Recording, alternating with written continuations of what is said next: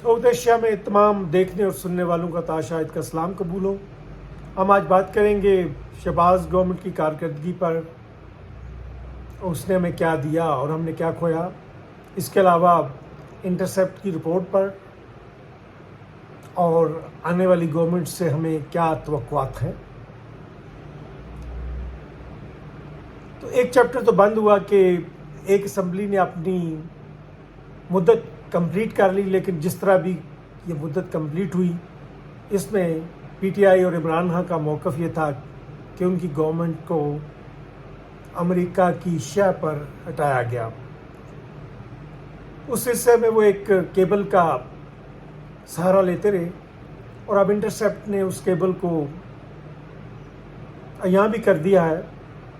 جو نہیں ہونا چاہیے تھا۔ بہرحال اس کی تحقیقات ہونی چاہیے اور ہم اس موضوع پر زیادہ بات نہیں کریں گے کیونکہ یہ ہمارے اسٹیٹ سیکرٹس ہیں اور ہم ان کی رسپیکٹ کرتے ہیں، لیکن اتنا ضرور کہیں گے کہ یہ دیکھیں کہ یہ کیسے یہ ہماری کیبل جو ہے کیسے اوپن ہو گئی، کیونکہ اگر یہ اوپن کسی کے پاس ساری کی ساری پہنچ گئی ہے تو ضرور ہمیں اپنے سسٹم اپ گریڈ کرنے پڑیں گے، جس پہ کافی خرچ بھی ہوگا، لیکن اس کی تحقیق ضرور ہونی چاہیے۔ ہر چیز کو ہمیں الزامات اور جوابی الزامات پر نہیں چھوڑنا چاہیے۔ تو ہم توقع کرتے ہیں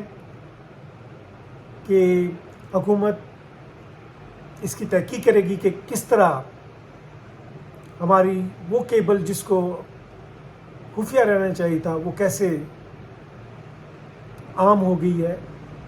اور سب لوگ اس تک رسائی حاصل کر سکتے ہیں، جس سے اس کے سسٹمز پر بھی فرق پڑ سکتا ہے۔ اس کے بعد آئیے، یہ 13 جماعتوں کی جو گورنمنٹ تھی اس کی آپ یہی کہہ سکتے ہیں کہ فیٹف سے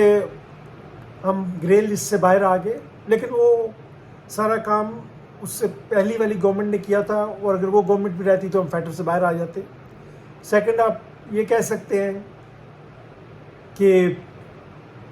آئی ایم ایف کے ساتھ ہم نے پروگرام کر لیا اور ہم یعنی کہ ایک اکنامک بحران جو سر پر تھا وقتی طور پر اس سے بچ گئے، لیکن میرے خیال میں اگر پہلی گورنمنٹ رہتی تو بہتر طریقے سے ہم اس بحران سے نبرد ہو سکتے تھے، کیونکہ وہ ایک کنٹینیوشن ہوتی۔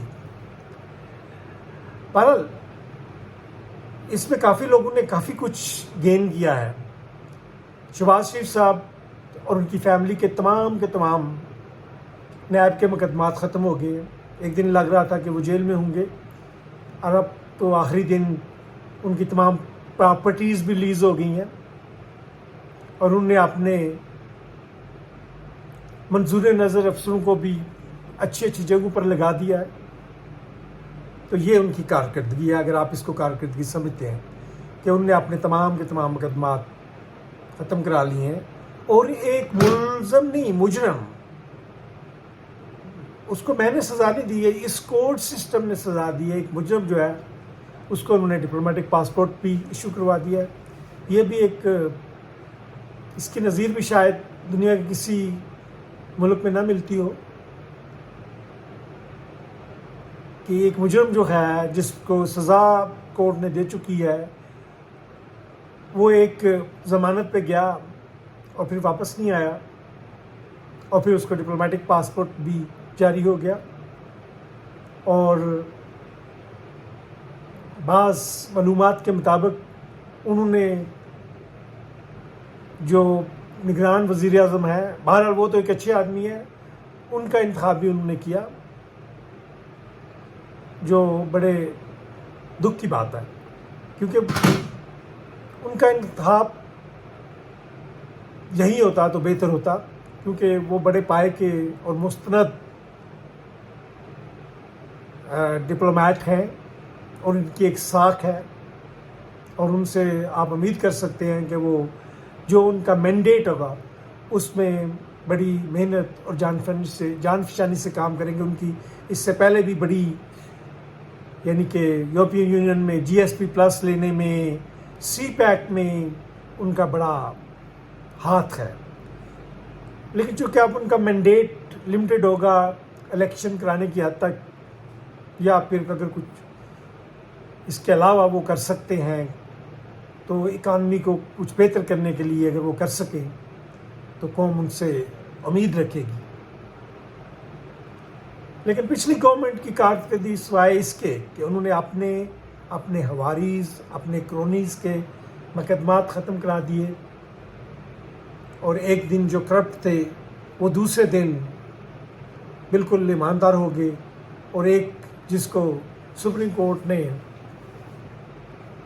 امانت دار اور دیانتدار کہا تھا، وہ ایک گھڑی کے بیچنے کے سلسلے میں جیل پہنچ گئے، حالانکہ اس سے پہلے لوگ مرسڈیز بیچ چکے ہیں، مرسڈیز کھا چکے ہیں۔ اور کیا ہم نے حساب رکھا ہوا ہے کہ جو اس سے پہلے توشہ سے جتنے بھی تحائف لیے گئے تھے وہ کدھر گئے؟ جب لوگوں نے لے لیے 20% پہ، 15% پہ، اور بڑے بڑے تحائف، گاڑیاں تو کوئی لے نہیں سکتا تھا، اور وہ لوگ بھی جو گورنمنٹ کا حصہ بھی نہیں تھے، تو یا تو سزا ان کو بھی ملنی چاہیے تھی، کوئی سسٹم ہونا چاہیے۔ اور آج ایک میں ویڈیو بھی دیکھ رہا تھا کہ وہ جج صاحب جو ہیں وہ کوئی ہمارے سابقہ پرائم منسٹر کے رشتہ داروں کے ساتھ یا ان کے کوئی ملازمین کے ساتھ گھوم پھر رہے ہیں اور خواتین کو گالیاں دے رہے ہیں، اور جس طرح ان کا فیصلہ دیا گیا وہ بھی آپ کے سامنے ہے۔ میں کوئی عمران خان صاحب کی حمایت نہیں کر رہا، لیکن ایک جو فیصلہ ہونا چاہیے وہ لگنا چاہیے تھا کہ یہ فیصلہ انصاف کی بنیاد پر ہے۔ آپ کے کنٹری کی reputation 3 worst countries, worst countries میں ہے، آپ کا پاسپورٹ بھی 3 ورسٹ کنٹریز کے پاسپورٹ میں ہے، اور آپ اسلامک ریپبلک آف پاکستان ہیں۔ آپ کو سوچنا پڑے گا کہ ہمیں کیا کرنا چاہیے کہ ہمیں لوگ ہم پہ اعتبار کریں، ہمیں کیا کرنا چاہیے کہ ہمارے پاسپورٹ کی عزت ہو۔ اگر آپ نہیں یہ سوچنا چاہتے تو ٹھیک ہے، صومالیہ بھی ایک ملک ہے، سوڈان بھی ایک ملک ہے، اگر آپ اس طرح کا ملک رہنا چاہتے ہیں، افغانستان بھی ایک ملک ہے، تو اگر آپ کو افغانستان کی طرح کا ملک پسند ہے، صومالیہ کی طرح کا ملک پسند ہے، یا سوڈان کی طرح کا ملک پسند ہے تو ٹھیک ہے پھر، یا ابھی آپ دیکھ لیں کہ مالی میں کیا ہو رہا ہے، مالی کی طرح کا ملک پسند ہے، اگر آپ نے ان ملکوں کی طرح بننا ہے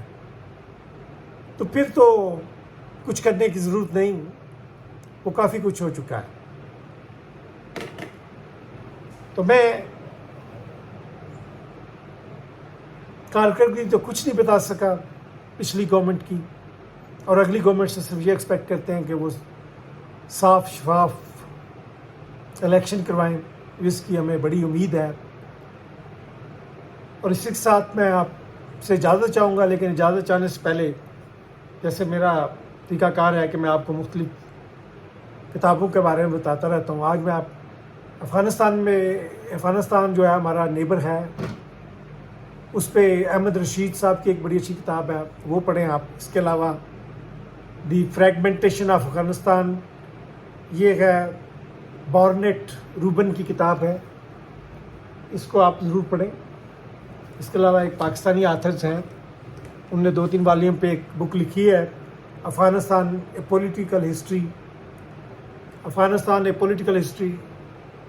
دی Afghans and the rise and fall, یہ بھی آپ پڑھیں۔ آپ اس کو تمام افغانستان میں کون کون سے قبائل ہیں، کون کون سے لوگ ہیں،